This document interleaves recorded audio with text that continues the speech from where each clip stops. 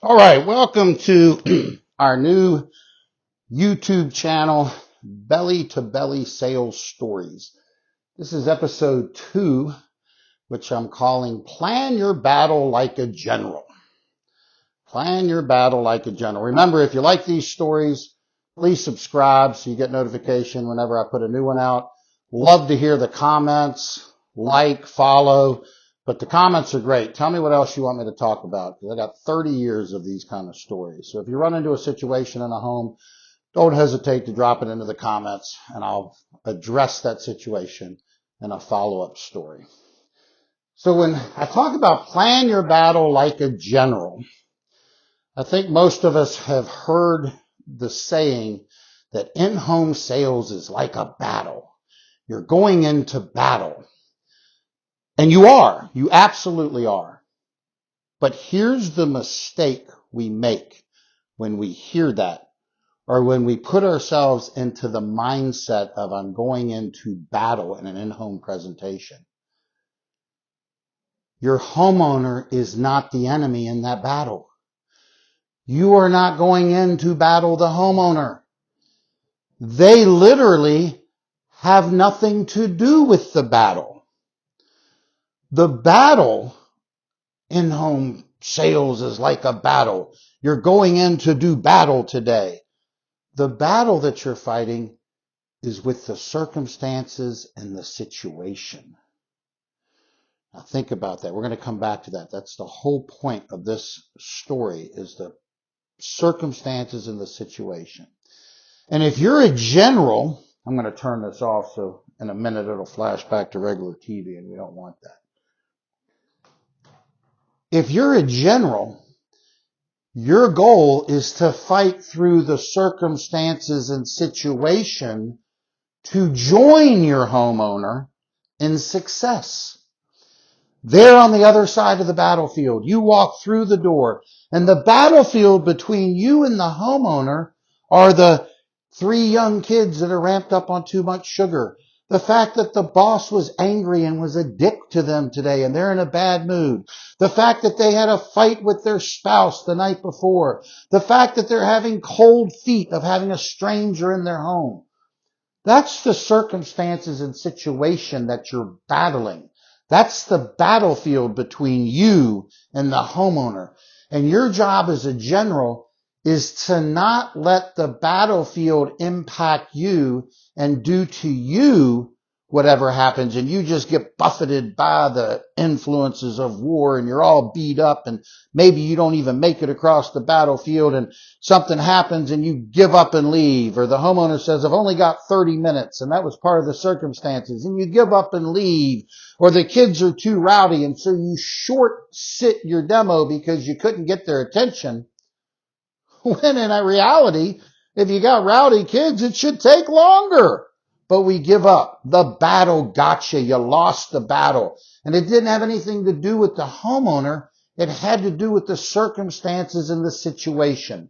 So when you're going into a home, that homeowner on the other side of the battlefield, they're with you. They're part of your team.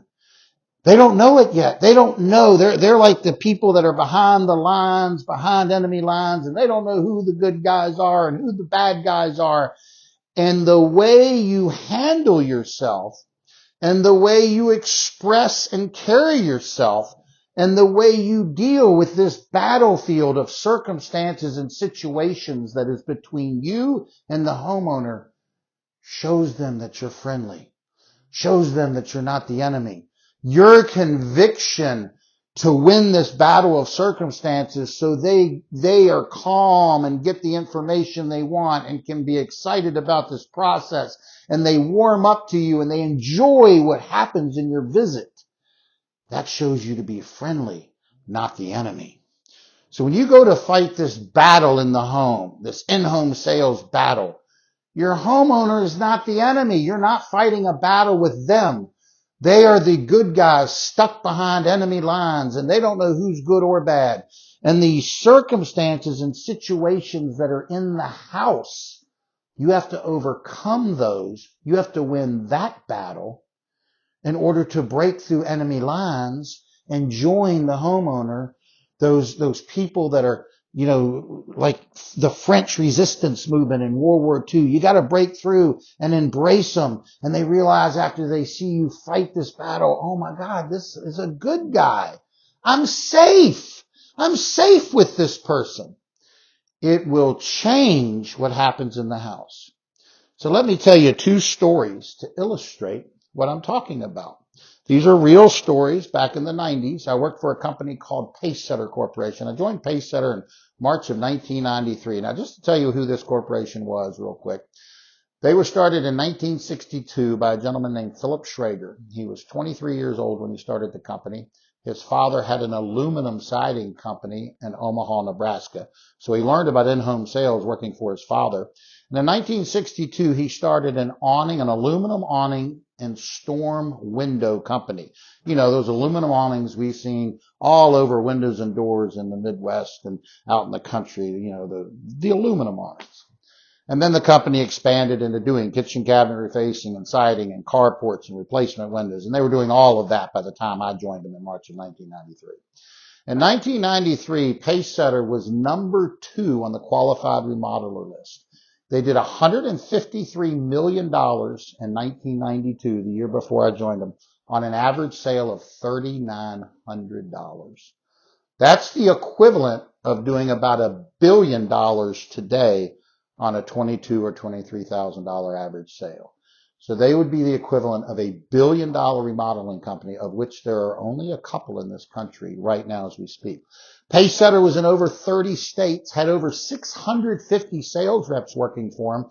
And on any given day, 6 days a week, they didn't work Sundays, on any given day, they would have as many as 560 or 580 sales reps in over 30 states going out on appointments to sell on in-home sales presentations. The only company bigger, the number 1 company in the qualified remodeler in 1992, when I joined them in March of 93, was Amray, which was Sears and Roebuck. And those were a bunch of independent companies that were licensed to do the work for Sears and Roebuck. So while they reported under the Amray banner, it wasn't just one company. Pacesetter was a privately owned, family-owned business, number 2 in qualified remodeler, doing the equivalent of $1 billion in today's dollars. And that's the company I joined.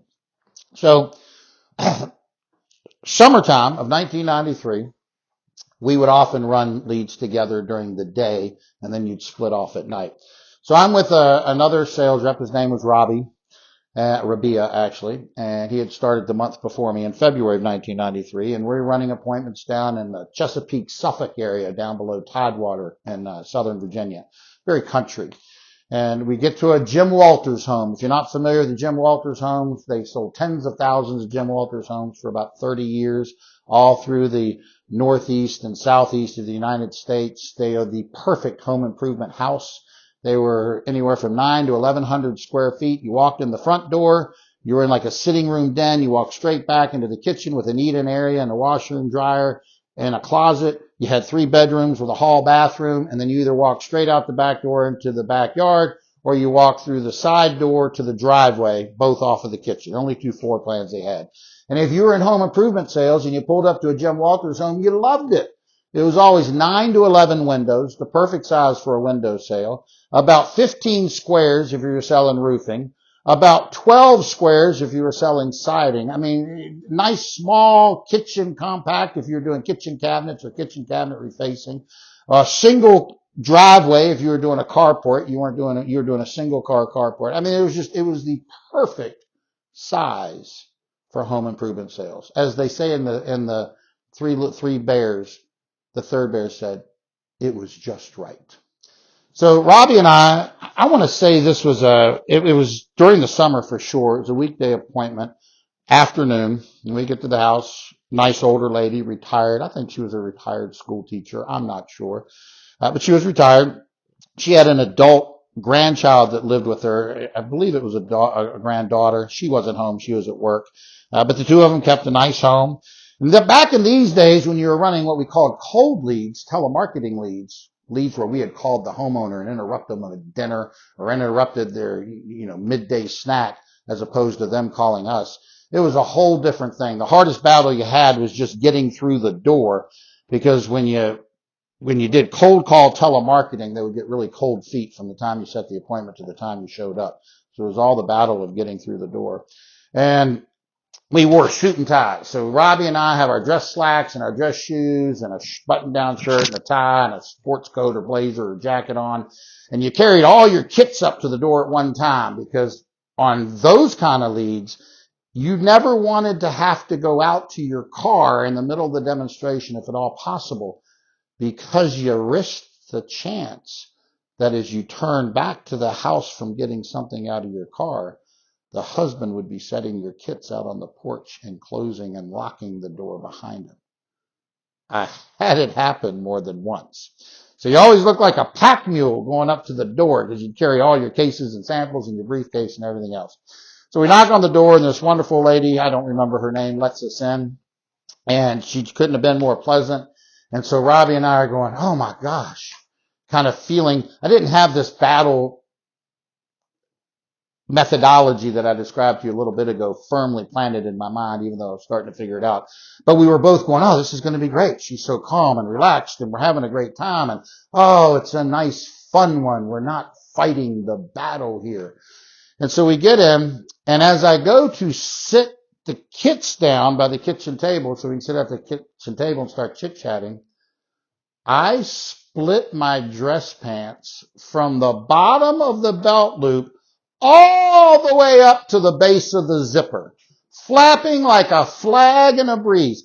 It literally was like something in the funny pages where they would show the seat of your pants ripping, and they'd have a big balloon of dialogue going zip. Something out of a cartoon watching on TV where you could just hear the rip right as I did it. And all three of us froze in the house. And then Robbie, bless his heart, couldn't stand it and burst out laughing. One of those laughs where you can't stop, where you're gasping for breath at the end, trying to catch yourself. And of course, as soon as he started laughing, that gave the lady permission that it was okay to laugh, and she starts laughing. And I'm just standing there letting them have their fun and going, okay, all right, I'm glad I could entertain you. And everybody calmed down. Now, at this point, I could have given in to the circumstances of the battle. I could have gone, well, oh my gosh, man, let me reschedule this and come back. I'm sorry. Let me get myself together. Because a lot of times as sales reps, we look for a reason to leave. We're so scared of getting that no. We're so scared of rejection that, oh my gosh, well, this thing happened to me, so I couldn't do it today. And so we look for a reason to leave. But no, planning my battle like a general, I looked at this woman and I said, ma'am, do you have a towel or a blanket or something I can wrap around myself? And she said, oh, honey, I've seen worse. You go in that bathroom and slip those pants off and we'll find a towel in the closet and wrap it around you, and I'll sew them up for you.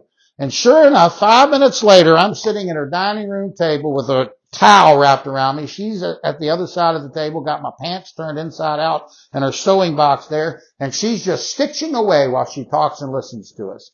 So Robbie's got the window opened up, and he's demonstrating the window, and he's having a great time because he's got the window in the parts box, and every time we had pitch books. We didn't have computers, and these big books with laminated pages that would fold out so they would stand up on the table. So I'm flipping through the book and describing something, and he's doing Vanna White and showing it to the homeowner and then reaching into the parts box and handing me the part so I can show it to her. We got this whole show going on. But every time Robbie goes to hand me something out of the parts box, he's pulling away just a little bit from me because he wants me to forget that I don't have my pants on, and he wants me to stand up to reach for it and see if he can get the towel to fall down. And so the woman catches on to what Robbie's doing, and Robbie's having a great time with it. And it was a wonderful demo. And of course, we made the sale. We had a wonderful sale. She was a cash buyer. And I walked out in my freshly sewn up pants. And she did such a good job that I wore them for years after that, and you never could see that they were hand stitched. Her stitching was better than the factory stitching, obviously, that had been in there before. And we overcame that battle. And part of that sale, think about it, was she saw me more concerned about my appointment and honoring her than the fact that I'd ripped my pants. We were friends. I broke through the battle. And there we were on her side of the battlefield, showing that we were friends, not enemies. I'll tell you one more story. Oddly enough, it's another Rabia and Harold story, just because him and I really enjoyed each other's company, had a great time in the house whenever we could. And because we were both selling real well, we didn't get a lot of chances to run together because the manager would always split us up and put us with other people. But whenever we could, we'd run together.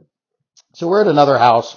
This was a single mother. She had 3 small children, 2 twins that were like 4 years old, and then a 6-year-old. And they were just, she was a young lady, doing well with her job. I think she probably had some parent help on her, their grandparents for the little kids help. But, nice little house and well maintained. But she was overwhelmed with dealing with 3 children. She really was. She was a good mother, but she just not the greatest disciplinarian. So we get there and these kids are just running rampant and they're loud and interrupting and knocking things over, and she's frazzled and trying to get them to behave and they're not. And so after about 10 or 15 minutes of us just talking and warming up with her, Robbie doing it exactly right, because what he was doing is he was giving her 10 or 15 minutes to get comfortable with him so she would be comfortable with him interacting with her children. And then he got up, nothing said between him and I. He just knew what he needed to do. He got up, walked over, plopped down on the floor with the 3 kids, and we were there 3.5 hours. And other than the 15 minutes of initial warm-up, letting her get comfortable with Rabia, and when he shook her hand and said goodbye and he really loved her kids, he never said another word to her. And we were in that house almost 4 hours. He plopped down over there so that I could do the demo with her. He did coloring books. Then when they got tired of coloring books, they got the Tonka toys out and they were doing this fake construction site and pretending like they were moving dirt. And then when they got tired of that, he had them go up and get the blankets off their bed, and they brought them down and they made a blanket fort with the furniture. And Robbie did a couple of times, said, "Do you mind if I move the sofa out?" She'd be like, "No, by all means." But literally that limited interaction between Rabia and her. And the kids had never made a blanket fort, and they thought that was incredible. And then when we were winding things up and I'd made the sale and I'm doing the paperwork and the warm down's almost over, Rabia, just masterful at this, playing the general and planning his game plan. He pulls 3 singles out and 3 $1 bills and tells the kids, "Now I'm going to inspect how well y'all clean up the playground, and if you pass inspection, I'm going to give you each $1." So he had them put the Tonka toys back and the coloring books back, and they all 4 of them pushed the couch back where it was, and he had them take their blankets up. And he actually went upstairs and made sure, he didn't make them make the bed, but they couldn't just throw them on the bed. They had to spread them out so that it looked halfway decent, and he gave them each $1 bill. And all 3 of the adults, her and me and Rabia, knew that as soon as we left, it was going to be a mess again. They were going to pull stuff back out. But that's not the message Rabia was sending. Rabia was showing the respect for his home, and he was finishing as well as he had started. I want you to plan the battle like a general. Stop going into a home and letting the circumstances and the situation beat you up and push you around. You'll occasionally lose the battle. But if you lose it, I want you to go down swinging. I don't want you to lose the battle because you gave up, folded your hand, and left. I want you to lose the battle because you went in and you tried this and you tried that and you tried to get control and you tried to break through enemy lines to get to the other side with the homeowner, and it didn't work. They told you they had to leave anyway in 30 minutes and you all left together. Or they were grumpy and you just couldn't make them happy. Go down swinging. Go down really making an effort to be a general and control those circumstances. And look at it when you go in to fight the battle in an in-home sales presentation, in a home improvement sale. The homeowner's not the enemy. They're the friends. They're the friendlies. They're the underground resistance stuck behind enemy lines, and they need your help. And the battlefield is the circumstances and the situation and the stuff that keeps you from doing it the way you want. And fight that battle, plan it like a general, find ways to overcome those things, break through the enemy line, and join the homeowner on the other side. And that effort will show almost every one of them that you're a friend, not a foe. And that's how you make a sale. Hope this helps. Give me some comments, give me some likes, subscribe to the channel. I'll see you next time on Belly to Belly Sales.